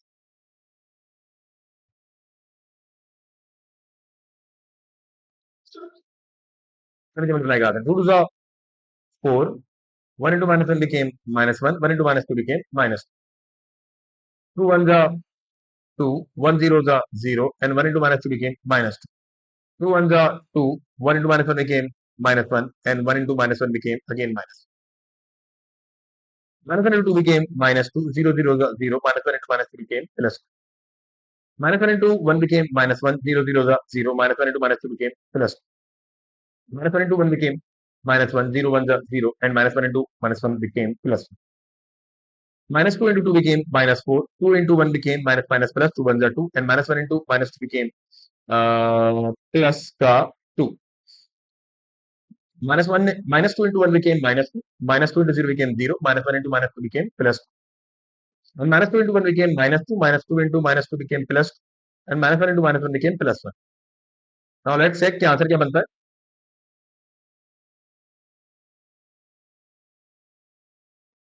Minus 1 minus 2 minus 3, 4 minus 3 became 1, 2 से 2 cancel 0, minus 1 minus 1 minus 2, 2 minus 2 became 0, minus 2 plus 2 0, 2 minus 1 became 1, minus 1 plus 1 became 0, 2 plus 2 4, 4 minus 4 became 0, 2 minus 2 became 0, and minus 2 plus 2 cancel, plus 1 बच जाएगा। तो बेटा ये भी identity ही बन गया, ये भी कौन सा ही बन गया, आइडेंटिटी। तो हम बोलेंगे A square is equal to identity matrix, ये भी कैसा है, इनवॉल्यूटरी। तो इनवॉल्यूटरी मैट्रिक्स जो है ये हमारे पास बन गया। बेटा इसका क्वेश्चन नंबर 10 जो है, यानी इसका जो पार्ट क्वेश्चन नंबर 9 जो पार्ट नंबर 2 है वो आप खुद से अटेम्प्ट करें, ज्यादा बेहतर है। हम चल रहे हैं क्वेश्चन नंबर, या नेक्स्ट पेज पे कर लेते हैं 10 की तरफ आ जाइए। क्वेश्चन नंबर 10 क्या कह रहा है, अच्छा जी, तो हम सॉल्व करना शुरू करते हैं क्वेश्चन नंबर 10। क्वेश्चन नंबर 10 के अंदर बच्चों ने कहा जा रहा है which of the following is a Hermitian और स्क्यू हर्मिशियन मैट्रिक्स। बहुत आसान है, कैसे चेक करते हैं कि हर्मिशियन है या स्क्यू हर्मिशियन है। देखो पहला मैट्रिक्स है 3 1 minus 2 iota, 4 plus 7 iota, 1 plus 2 iota, minus 4 minus 2 iota, 4 minus 7 iota, 2 iota और फाइव। तो बेटा अगर ये हार्मिशन या स्क्यू हार्मिशन चेक करना है तो हमें करना पड़ेगा ए का कॉन्जुगेट का ट्रांसपोज। अगर वो ए के बराबर हो गया तो हार्मिशन, और अगर कॉन्जुगेट का ट्रांसपोज नेगेटिव ऑफ ए के बराबर आया तो स्क्यू हार्मिशन। ऐसा ही है। तो हम क्या करेंगे, आ जाओ हम इसका निकालेंगे सबसे पहले कॉन्जुगेट। ये मैट्रिक्स से कॉन्जुगेट निकालेंगे। बेटा कॉन्जुगेट कैसे निकालते हैं, जितनी इमेजिनरी वैल्यूज उनका साइन चेंज करो। इमेजिनरी से मतलब कॉम्प्लेक्स नंबर में जितनी इमेजिनरी है, थ्री तो रियल नंबर था, उसका साइन चेंज नहीं किया। वन माइनस टू आयोटा हो जाएगा one plus two iota, four plus seven iota हो जाएगा four minus seven iota, one plus two iota हो जाएगा one minus two iota, minus four as रहेगा, माइनस टू आयोटा हो जाएगा plus two iota, four minus seven iota हो जाएगा four plus seven iota, two iota हो जाएगा minus two iota, और फाइव एज रहेगा। अब इसका लेंगे हम ट्रांसपोज। ए के कॉन्जुगेट का ट्रांसपोज किस तरीके से निकलेगा बेटा कि three one plus two iota और फोर माइनस सेवन आयोटा को मैंने कॉलम बना दिया, one minus two iota minus four और टू आयोटा को मैंने कॉलम बना दिया, four plus seven iota minus two iota और फाइव को मैंने कॉलम बना दिया। तो अगर आप इसको देखें और सवाल को देखें तो ये दोनों सेम है। Three one plus two iota four minus seven iota, one minus two iota minus four two iota, और four plus seven iota minus two iota और फाइव। इसका मतलब यह है कि ए के कॉन्जुगेट का ट्रांसपोज ए के ही बराबर आ रहा है। इसका मतलब है जो पहला वाला है बेटा वो हार्मिशन मैट्रिक्स है। पहला वाला कैसा है,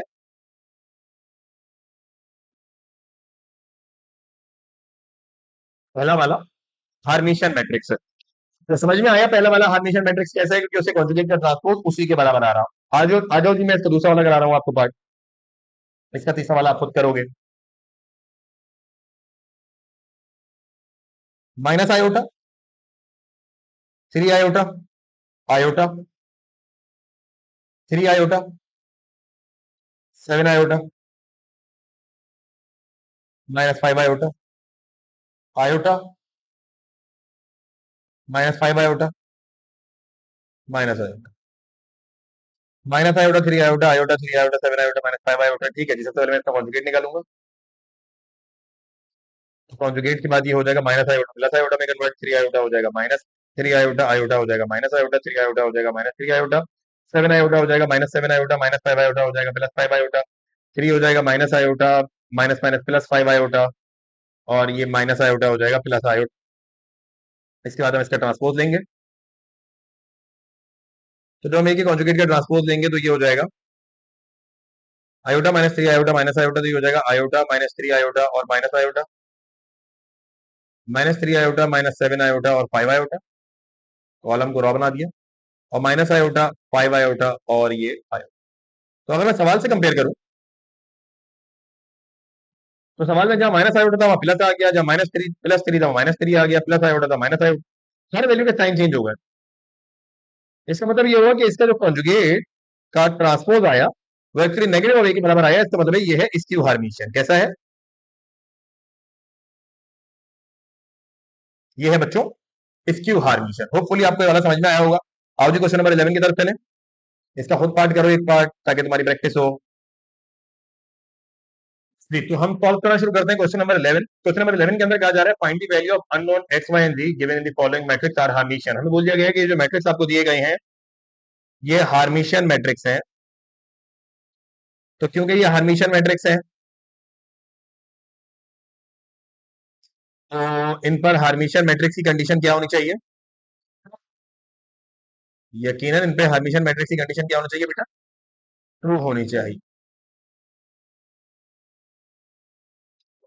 ठीक है जी। तो हर्मिशन मैट्रिक्स की कंडीशन क्या होती है कि उसके कॉन्जुगेट ट्रांसपोज जो है वो ए के ही बराबर आता है। ठीक है जी। तो हमें तो बोल दिया गया कि ये है।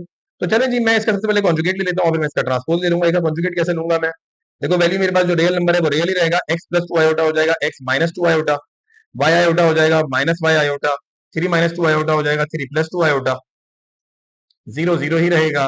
वन प्लस जेड आयोटा हो जाएगा वन माइनस जेड आयोटा, और वाई आयोटा हो जाएगा minus Y iota, one minus Z one minus X iota हो जाएगा वन प्लस एक्स आयोटा, और माइनस वन तो माइनस वन ही रहेगा। उसके बाद इसका ट्रांसपोज भी ले लो।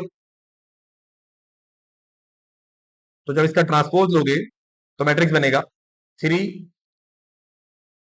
एक्स माइनस टू आयोटा और माइनस वाई आयोटा, और three plus two iota zero और वन माइनस जेड आयोटा, और minus Y iota into 1 + x iota into -1, यही बनेगा। अब according to the given condition, ये क्योंकि मैट्रिक्स हर्मिशन है तो इसके कॉन्जुगेट का ट्रांसपोज लाजमी ए के बराबर आना चाहिए, तो इसका जो आंसर है यानी कि 3x-2 iota minus Y iota और 3 + 2 आयोटा 0 और 1 - z iota minus Y iota 1 + x iota -1 को मुझे बराबर लेना चाहिए ए मैट्रिक्स के। और ए मैट्रिक्स कौन सा था? ए मैट्रिक्स था हमारे पास 3 1 + 2 आयोटा, सॉरी 3 3 - 2 आयोटा और वाई आयोटा, x + 2 आयोटा 0 और 1 - x आयोटा, और ऐसे ही वाई आयोटा 1 + z आयोटा और माइनस। चलें जी, मैं कॉरेस्पॉन्डिंग वैल्यूज को अपडेट करना शुरू करता हूं। सबसे पहले आप यहाँ देखें, x + 2 आयोटा 3 + 2 आयोटा के बराबर ले लें आप, क्योंकि बराबर है। x + 2 आयोटा को आपने 3 + 2 आयोटा के बराबर दिया तो आपको पता चला यहाँ से रियल वैल्यू के बराबर है, यानी x की वैल्यू 3 आ रही है। x की वैल्यू कितनी आ गई बेटा? 3 आ गई। फिर आप ये देखें 1 + z आयोटा 1 + x आयोटा के बराबर है, मैं कर लेता हूँ। 1 + z आयोटा 1 + x आयोटा के बराबर है, और मैंने कहा कि x की वैल्यू तो 3 आ गई है, तो ये आ गया 3 आयोटा, यानी बाकी सब सेम है, तो इसका मतलब z की वैल्यू भी कितनी है? z की वैल्यू भी 3 है। अच्छा, z भी आ गया, x y और z निकालना था तो आप y निकालते हैं। तो y निकालने के लिए क्या करते हैं? y निकालने के लिए हम करते ये है,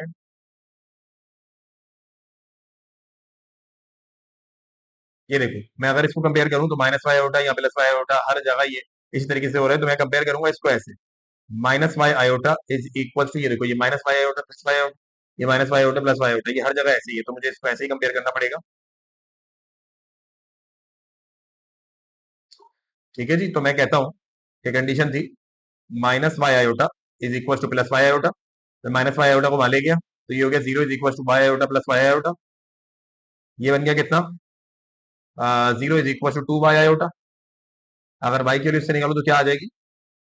0, यानी मेरे पास x की वैल्यू 3 आ रही है, y की वैल्यू 0 आ रही है और z की वैल्यू 3 आ रही है। चेक कर लें कि आंसर क्या आ रहा है। 2.1 का क्वेश्चन नंबर 10, 3 y 0 और z 3, बिल्कुल ठीक है, यही आंसर आ रहा है। आज जो बेटा इसका दूसरा पार्ट करते हैं, तो दूसरा पार्ट इसका जो बी एक मैट्रिक्स हमें दिया गया है, मैं फिर कह रहा हूँ कि इसका तीसरा पार्ट आप खुद करेंगे। 1 + x iota y + 2 iota 3 + z iota और 2, 1 + x iota y + 2 iota 3 + z iota और 2। तो सवाल ये है कि सर ये बता दें कि सबसे पहले क्या करना है, तो बेटा सबसे पहले इसका कॉन्जुगेट ले लो। तो जब कॉन्जुगेट लोगे तो 1 + x आयोटा का कॉन्जुगेट हो जाएगा 1 - x आयोटा, y + 2 आयोटा का कॉन्जुगेट हो जाएगा y - 2 आयोटा, 3 + z आयोटा का कॉन्जुगेट हो जाएगा 3 - z आयोटा, और 2 एलजेब्रिक रहेगा क्योंकि वो रियल नंबर है। अच्छा जी, फिर क्या होगा? फिर ये होगा कि हमारे पास जो वैल्यू आई थी उसका मैं लूंगा ट्रांसपोज, कॉन्जुगेट तो मैंने ले लिया, अब मैं लूंगा उसका ट्रांसपोज, ट्रांसपोज लूंगा तो वैल्यू क्या हो जाएगी? वैल्यू थी 1 - x iota y - 2 iota, raw में तो मैं अब लिखूंगा 1 - x iota y - 2 iota column के अंदर। और अच्छा, एक मिनट जरा रुकिएगा आप लोग, ये मुझे यहाँ लिखना चाहिए फुलर। ए कॉन्जुगेट का ट्रांसपोज आएगा क्या? 1 - x आयोटा y - 2 आयोटा और साथ में 3 - z आयोटा और 2। ठीक है जी, इसी तरीके से कुछ है। तो अब क्योंकि ये हार्मिशन मैट्रिक्स है तो ये लाजमी बराबर होने चाहिए ए के, क्योंकि सवाल में क्या दिया गया था कि जो गिवन मैट्रिक्स है उसके कॉन्जुगेट का ट्रांसपोज ए के ही बराबर आएगा। तो आज जी देख लेते हैं बहरहाल हम किस तरीके से ये होना चाहिए। तो ये आया भाई, ये 1 - x iota 3 - z iota y - 2 iota और ये 2, इसको बराबर ले लो मैट्रिक्स, गिवन मैट्रिक्स के। गिवन मैट्रिक्स क्या था? 1 + x आयोटा, ये था y + 2 आयोटा और था 3 + z आयोटा और यहां था 2। ठीक है जी। तो अब अगर मैं यहां देखूं कि मेरे पास जो कंडीशन है वो कुछ इस तरीके की बन रही है कि मेरे पास जो मेरी वैल्यू थी उसका साइन चेंज हो गया, यहाँ वो प्लस का है, यहाँ वो माइनस का है। तो मैं जरा इनको कंपेयर कर लूं। 1 - x iota is equals to 1 + x iota. तो मैं रियल वैल्यू को रियल वैल्यू के बराबर लूं, -x iota is equals to x iota. -x iota वहां ले जाऊं, 0 is equals to x iota plus x iota, यानी ये हो जाएगा 0 is equals to 2x iota, यानी इससे x के लिए निकल कर आ गई 0। फिर मैं इनको कंपेयर करूं, y - 2 iota is equals to 3 + z iota. ये देखें, मैंने इसको इससे कंपेयर किया। y - 2 आयोटा थोड़ा सा लिख, y - 2 iota is equal to 3 + z iota. इससे समझ में आ रहा है कि y की वैल्यू 3 है और z की वैल्यू -2 है। तो हमारे नजदीक जो आंसर आ रहे हैं वो x 0 आ रहा है, y 3 आ रहा है और z -2 आ रहा है। चेक करें कि क्या आंसर यही आ रहे हैं इसके दूसरे पार्ट के, x 0 y 3 z -2। Here we go, that यही आंसर निकल कर आ रहे हैं। बेटा आपने क्या करना है, आपने इसका तीसरा पार्ट खुद से करना है सॉल्व। आप कॉन्जुगेट लें, आप ट्रांसपोज लें, उसको एक्चुअल मैट्रिक्स के बराबर रखें और सॉल्व करके वैल्यू निकालें। हम चल रहे हैं क्वेश्चन नंबर 12 की तरफ, जो कि हमारा इस एक्सरसाइज का लास्ट क्वेश्चन है। चलिए हम इसका क्वेश्चन नंबर 12 सॉल्व करना शुरू करते हैं। क्वेश्चन नंबर 12 के अंदर क्या जा रहा है, find the value of unknown F G and H of the square matrix, जिसके अंदर आप ये देखेंगे कि ये मैट्रिक्स आपको दिया गया है 5 2 और 1, जी -3 -1 और 4, एफ +1 2 -h और 7, 5 2 और 1, जी -3 -1 और 4, एफ +1 2 -h और 7। अब क्या करना है, हमें बोला जा रहा है कि सो इट बिकेम सिमेट्रिक। देखो हमें इनकी वैल्यू निकालनी है तो ये सिमेट्रिक बन जाए। देखो मैं कहता हूं अगर ये symmetric, if it is symmetric,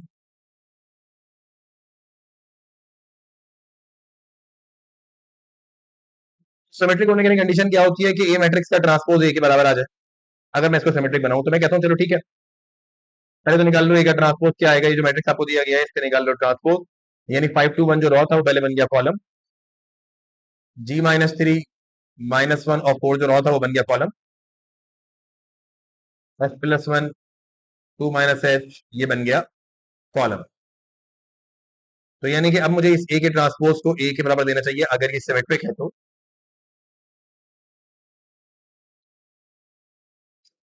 चले जी आ जाओ, मैंने इसको लिया बराबर कैसे, 5 2 1, जी -3 -1 4, एफ +1 2 -h और 7, और इसको मैंने बराबर दिया ए मैट्रिक्स के। ए मैट्रिक्स क्या था, 5 2 और 1, जी -3 -1 और 4,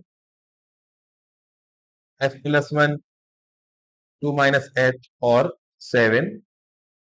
तो अब कहानी ये है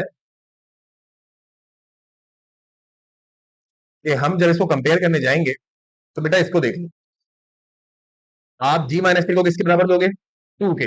तो जी -3 को लोगे आप 2 के बराबर और -3 वहां ले जाओगे तो 2 + 3 जी की वैल्यू आ जाएगी 5। फिर इधर आओ, एफ +1 को किसके बराबर लोगे, 1 के। तो ये 1 वहां जाके -1 हो जाएगा और एफ की वैल्यू कितनी आ जाएगी, 0।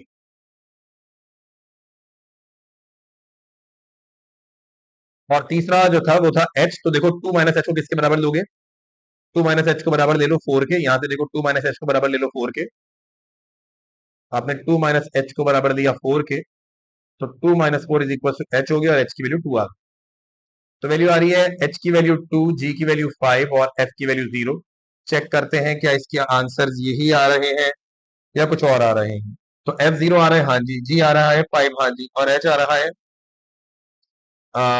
एच आ रहा है -2, एग्जैक्टली। ठीक है, बिल्कुल सही आ रहा है। चलें जी, फिर क्या कह रहे थे कि अगर ये कौन सा है, अगर ये अपर ट्राइंगुलर मैट्रिक्स है। दो इसके पार्ट में बोला था ना कि एक तो हमने बोल दिया सिमेट्रिक है तो उसके लिए ये वैल्यूज होंगी, और अगर अपर ट्राइंगुलर मैट्रिक्स है